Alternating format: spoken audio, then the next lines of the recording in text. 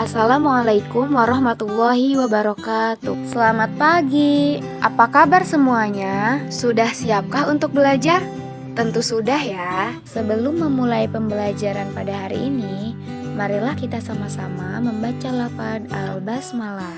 Inilah tujuan pembelajaran kita pada hari ini. Materi pembelajaran kita hari ini adalah tentang keteladanan Nabi Sulaiman alaihi salam. Keagungan Nabi Sulaiman alaihi salam. Sulaiman bin Daud adalah satu-satunya nabi sekaligus raja yang memperoleh keistimewaan dari Allah Subhanahu wa taala sehingga bisa memahami bahasa binatang.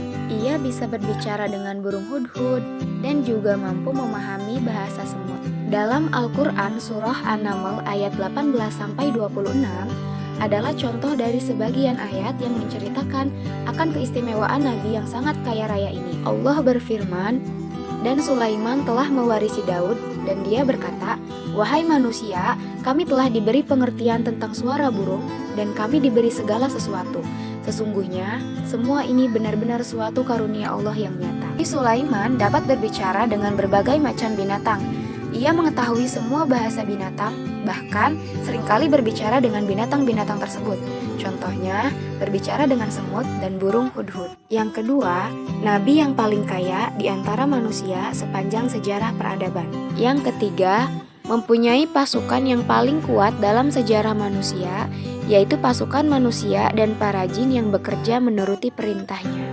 Yang keempat, ia juga dapat mengendarai angin sesuai perintahnya. Tetapi, justru dengan kekuasaannya yang amat agung dan besar, seakan tidak terbatas, hal ini membuat Nabi Sulaiman merasa rendah hati di hadapan makhluk Allah yang lain. Di antaranya adalah, yang pertama, rasa malu pada Allah Subhanahu wa ta'ala.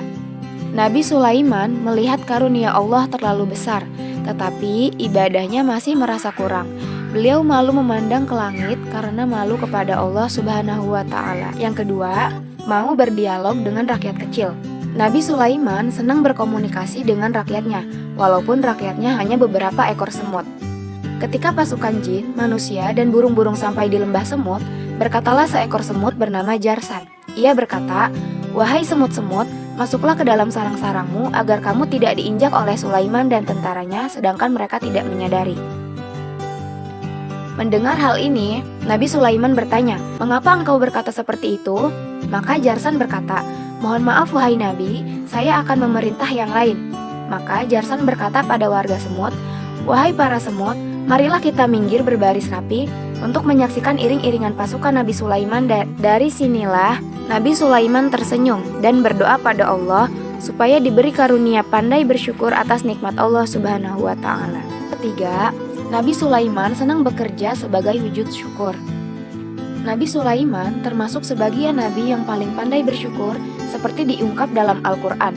Suatu ketika beliau bertanya kepada Allah, "Ya Allah, tunjukkan padaku seseorang yang bisa membuatku pandai bersyukur." Lalu Allah memerintahnya melihat dua orang yang bekerja keras.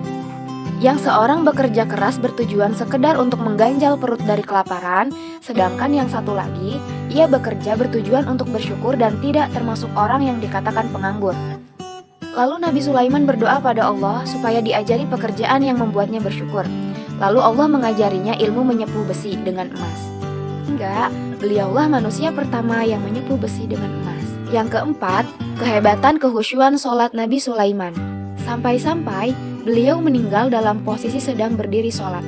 Sudahkah sholat kalian khusyuk? Allah berfirman dalam Quran surat As-Saba ayat 14 yang artinya, "Maka tatkala kami telah menetapkan kematian Sulaiman, tidak ada yang menunjukkan kepada mereka kematiannya itu kecuali rayap yang memakan tongkatnya. Maka tatkala ia telah tersungkur, tahulah jin itu bahwa kalau sekiranya mereka mengetahui yang gaib, tentulah mereka tidak tetap dalam siksa yang menghinakan." Quran surat As-Saba ayat 14. Itulah materi kita pada hari ini. Selanjutnya, yuk kita jawab pertanyaan. Pertanyaan yang pertama, di bawah ini, manakah yang menunjukkan sikap rendah hati Nabi Sulaiman?